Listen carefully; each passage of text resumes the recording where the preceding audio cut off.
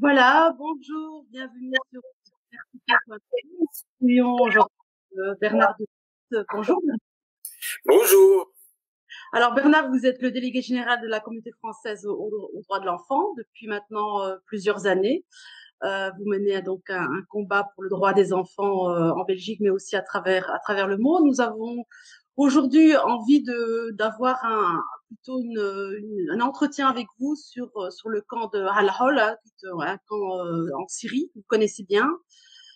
Qui est hier à la RTB, nous avons pu d'ailleurs encore voir des images dramatiques de ce qui s'y passe. Alors, des enfants ils vivent avec leur mère. Euh, Si on reprend les chiffres de l'ONU, on parle de 10 000 enfants, enfin 10 000 femmes et enfants qui vivent, donc des enfants et des femmes étrangers, donc ils ne sont ni syriens ni irakiens. Euh, Vous connaissez ce camp. Est-ce que vous pensez qu'aujourd'hui, il est plus que temps de les rapatrier ou est-ce que c'est déjà un peu tard, à votre avis? Pour moi, clairement, c'est déjà beaucoup trop tard. Et donc, il y a beaucoup de raisons qui peuvent expliquer mon point de vue. Ça fait plus de 3 ans que mon institution, avec bien d'autres associations, bien d'autres militants, entre guillemets, de cette cause, insiste auprès du gouvernement belge pour le rapatriement de ces enfants et de leurs mères. Pour des raisons évidentes. Moi, vous savez, régulièrement, j'ai quelques personnes qui n'aiment pas trop mon engagement vis-à-vis de ces enfants et ces femmes parce que il y a un passé un peu sulfureux. Enfin, je veux dire, il y a eu, c'est un contexte extrêmement violent, un contexte de guerre, d'attentats, enfin tout ce qu'on a connu, etc. Donc, je comprends les réticences, mais je n'arrête pas de répondre. Ce que je vais vous dire maintenant, c'est que je suis effectivement délégué général droits de l'enfant depuis 12 ans. La situation de ces enfants qui sont retenus dans les camps de Al-Roj et de Halol est une situation anecdotique en termes de nombre d'enfants. Il y a en gros 45, 40 enfants qui sont concernés par cette situation-là. Mais depuis le début de mon mandat, je n'ai jamais eu affaire à une situation où des enfants sont en danger de mort imminent, immédiat. Et on rappelait encore hier, effectivement, sur les antennes de l'RTBF, que 5 enfants belges, ou réputés tels parce qu'au niveau des enregistrements, c'est évidemment assez compliqué, des enregistrements de naissance, mais 5 enfants réputés belges sont déjà enterrés, sont déjà décédés dans le cimetière d'Alol. Et ça, évidemment, c'est extrêmement coupable. Donc, évidemment, c'est beaucoup, beaucoup, beaucoup trop tard. Alors, on parle de 40 enfants, ce sont donc les chiffres officiels, qui ont moins de 6 ans. Euh, Est-ce que ces enfants de moins de 6 ans ne sont pas des enfants qui aujourd'hui, plus le temps passe, plus les idées extrémistes, les idées de Daesh, hein, donc qui prend de plus en plus de place, hein, on sait que Daesh maintenant a repris le contrôle, hein, du camp. Est-ce que ce ne sont pas des enfants qui, à terme, risquent de se radicaliser, grandissant, devenant des adolescents, puisqu'on les laisse là-bas? Est-ce que c'est pas aussi quelque part un peu un jeu que l'on mène contre nous à terme? Oui, je pense que, vous savez, au départ, quand on s'est saisi de cette situation, parce que des familles, des grands-parents de ces enfants, des proches nous ont saisi de ces situations qu'on ne connaissait pas. Donc, on a commencé à plaider auprès du gouvernement sur des raisons purement humanitaires, j'ai envie de dire, et de respect de nos engagements internationaux. Il n'est pas cohérent, il n'est pas normal à l'égard de la Convention des droits de l'enfant qu'on laisse des enfants pourrir dans des situations pareilles. Et donc, quand je dis les enfants, ce sont évidemment les enfants belges, mais par principe, c'est une convention internationale et tous les pays sont liés entre eux. Évidemment, j'insiste plus sur la situation des enfants belges, mais je suis extrêmement concerné par tous les enfants qui vivent les mêmes situations. Des situations vraiment alarmantes et insupportables, avec des privations élémentaires d'alimentation, d'eau, d'éducation. Enfin, c'est complètement fou, hein, et scandaleux ce qui se passe là. Mais à nos premières préoccupations humanitaires, qui était notre premier angle, et qui reste évidemment, pour moi, en tant que délégué général, le premier angle de raison. Donc, appliquer les conventions et avoir un peu d'humanité à l'égard de ces enfants-là, c'est la première priorité. Mais très vite, on s'est rendu compte, en discutant avec une série de personnalités, que ce soit du monde juridique, policier, etc., notamment Paul Van Tichel, qui était jusqu'à quelque temps le patron de l'OCAM, donc qui analyse la menace sur le territoire, a très vite rejoint notre combat en disant pour des raisons de sécurité, il faut ramener ces enfants et ces mères ici. C'est évidemment beaucoup plus cohérent et beaucoup plus safe pour notre pays d'avoir ces femmes sous contrôle. Elles savent bien que si elles rentrent, et elles le demandent, hein, la grosse majorité à rentrer, elles savent bien qu'elles vont avoir un passage relativement long par la case prison, pendant lequel leurs enfants seront pris en charge par d'autres personnes, soit la famille élargie, soit des institutions. Et puis très vite, Le procureur fédéral, Frédéric Van Leu, a lui dit exactement la même chose. Non seulement il y a des raisons humaines, humanitaires et de respect de nos engagements internationaux, non seulement il y a des préoccupations sécuritaires qui seraient rencontrées par le retour de ces enfants et de leur mère, mais en plus en termes de justice, le procureur fédéral disait on a tout intérêt à faire revenir ces mères, à les juger, à les judiciariser chez nous et faire en sorte d'avoir un contrôle sur ces mères-là. Donc, je veux dire, en termes d'administration de la justice, en termes de sécurité, en termes humains, il faut faire entrer ces enfants. Et ça fait plus de 3 ans qu'il rien ne se passe. Exactement. Je pense qu'en France, nous avons plus ou moins la même vision du traitement du cas par cas. Voilà. Alors, le traitement du cas par cas, évidemment, je pense qu'il peut être légitime, mais néanmoins, il prend énormément de temps parce que les dossiers sont lourds, parce qu'en effet, quand on travaille au cas par cas, donc c'est-à-dire c'est tout un travail en amont qu'il faut mener.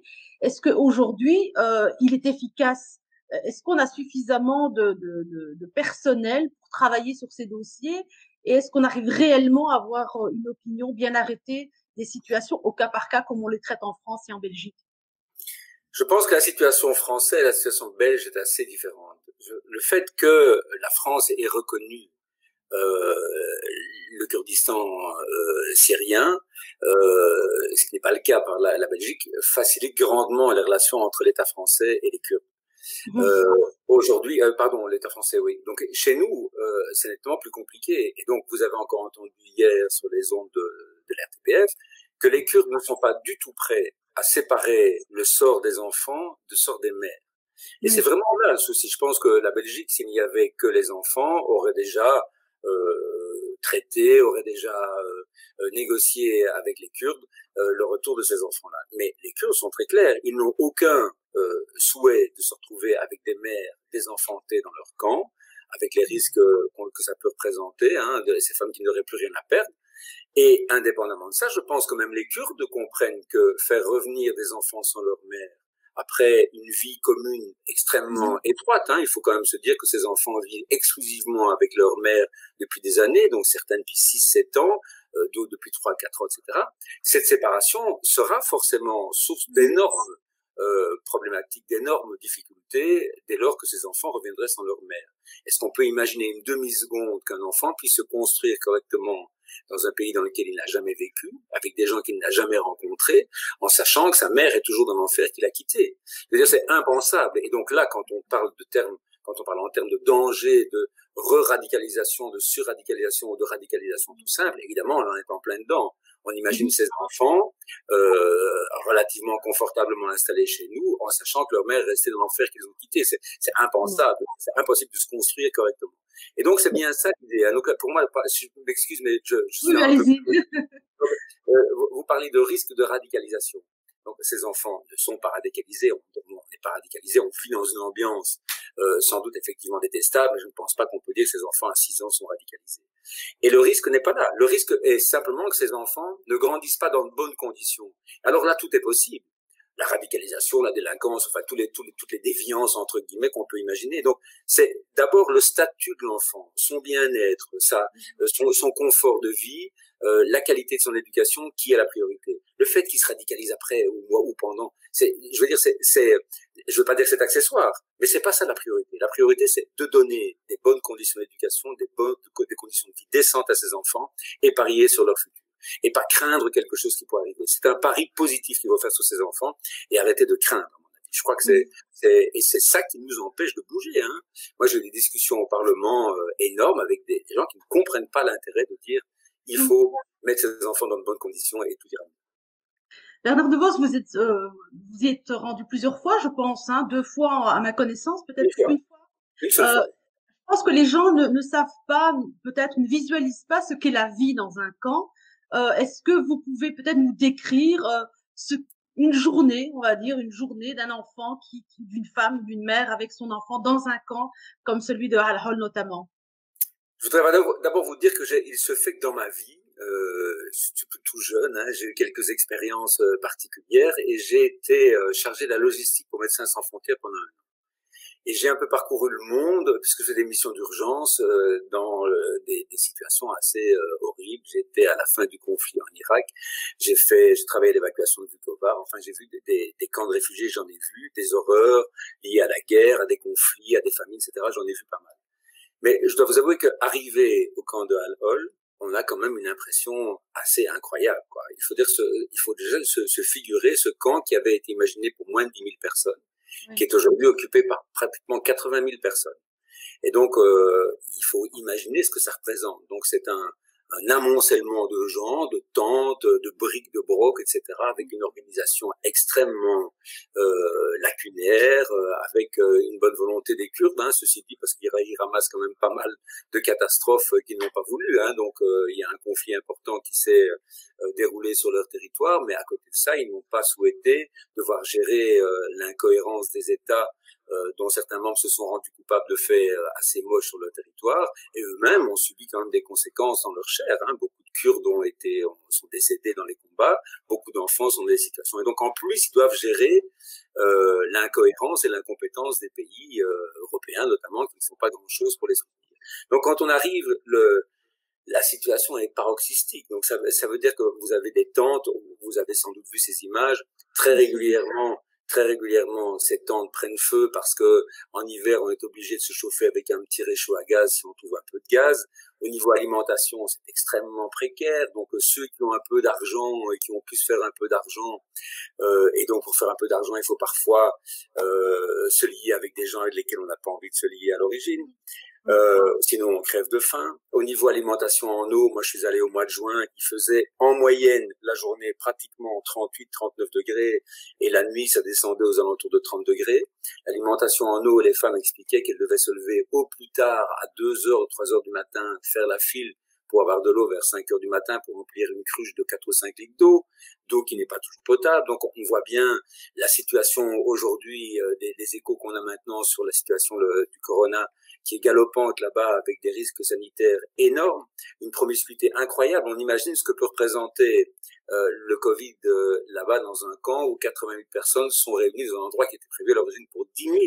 C'est vraiment, on prend des risques colossaux évidemment. Donc la journée est extrêmement monotone, hein, donc pas d'école pour les enfants, pas d'éducation, pas de jeu, et donc les mères restent 24 heures sur 24 avec des enfants, avec sans doute à l'avenir des troubles liés aux liens. Enfin, on peut imaginer un peu tous les dégâts psychologiques que ça peut faire. Et puis quand même, quand on est allé là-bas, on était parti avec des pédiatres qui ont analysé la santé physique de ces enfants, et ces enfants étaient tous en sous-alimentation chronique. Hein. Donc ça ne veut pas dire que ils n'étaient pas squelettiques, mais on voit bien que par rapport à leur développement, par rapport à leur taille et leur poids, ils étaient largement en dessous des cotes traditionnelles. Donc oui, franchement, je veux dire, moi j'ai été très très impressionné de manière très négative de la tenue de ce camp. Et alors à côté, il y a le camp d'Al-Roche dans lequel il y a 2500 personnes, un peu plus maintenant. Et donc je veux dire que en comparaison, même si évidemment la situation dans ce camp dans lequel se trouvent pas mal de Belges est encore extrêmement détestable, notamment par la pression qu'il y a là-dedans et puis le fait que c'est une détention.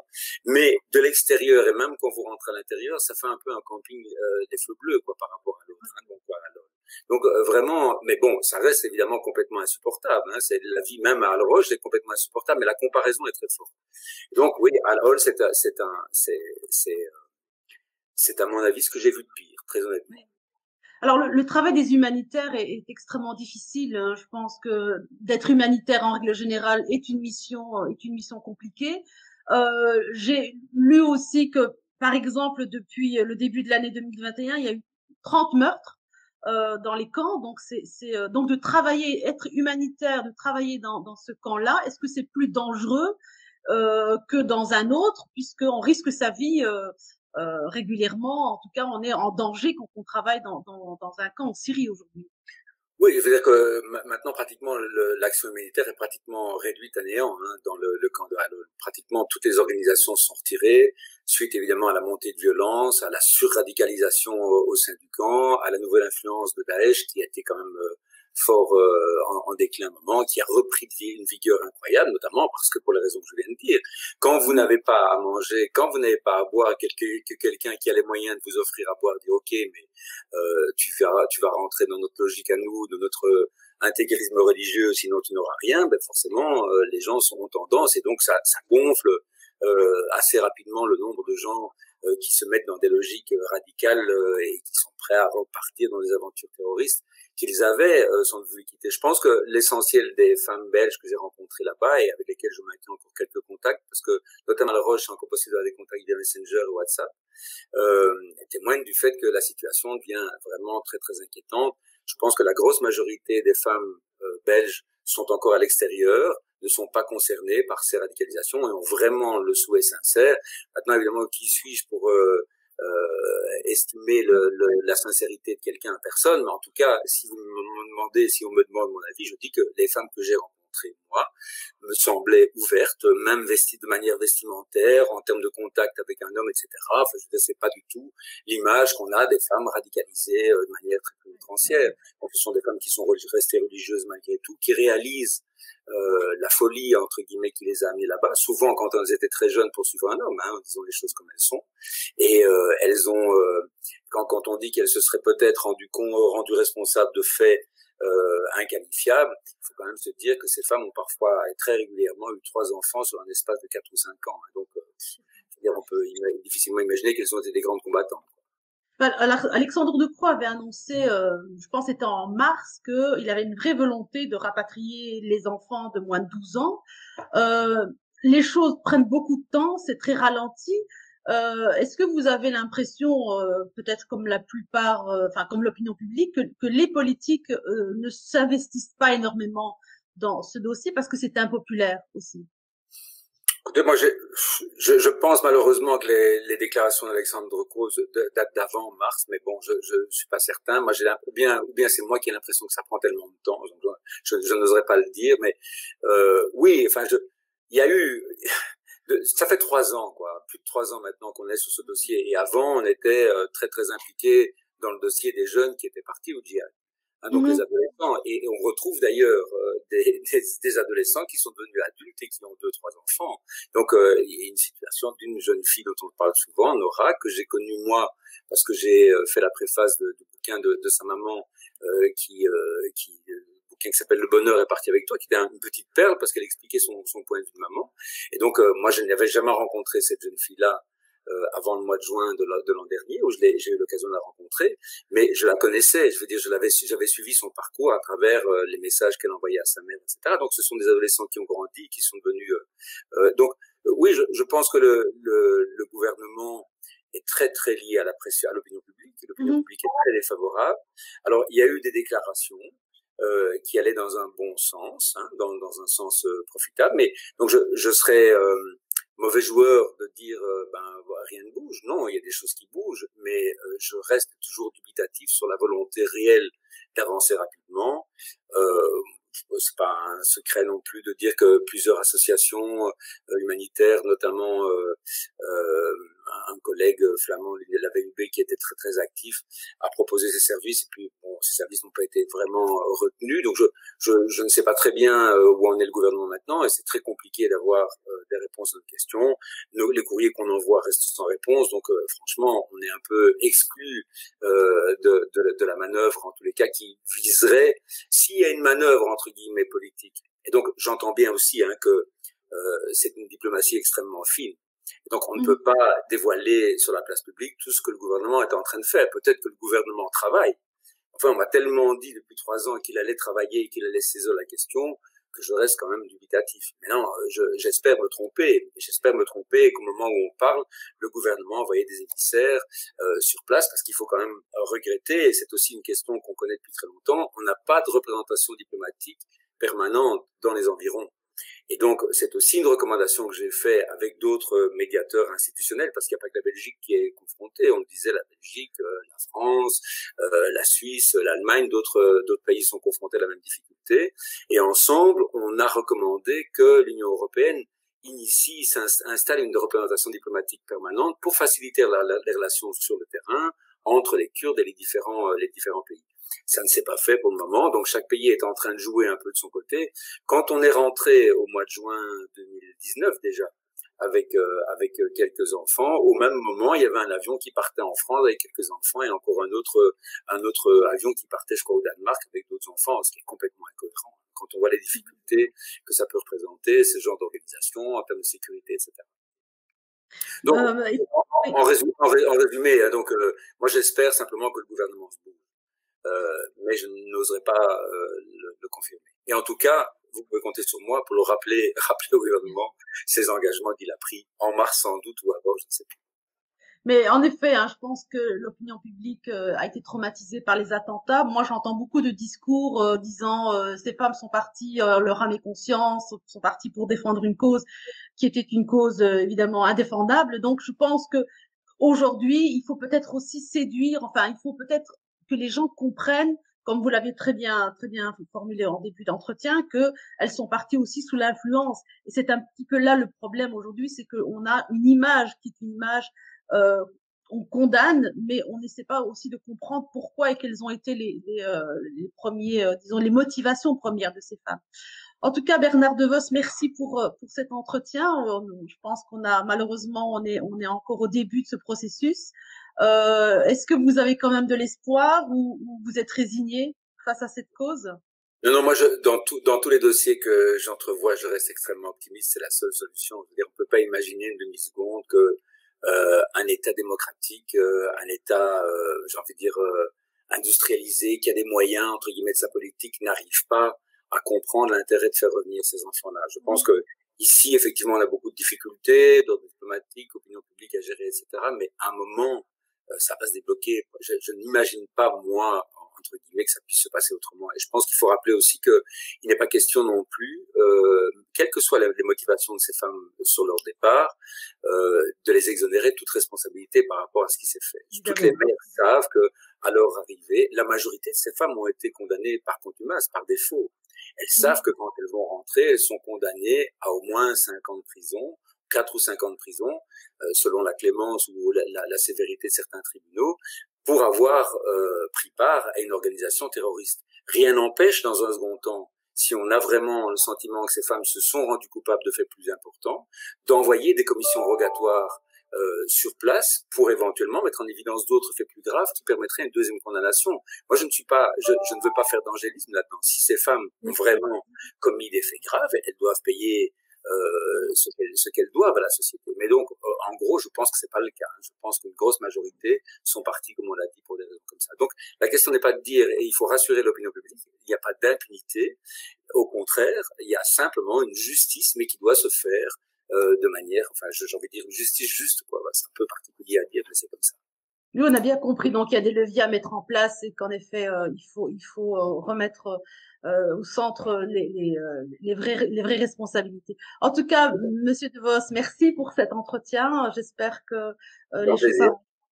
Merci. Merci aussi. Merci. Au revoir.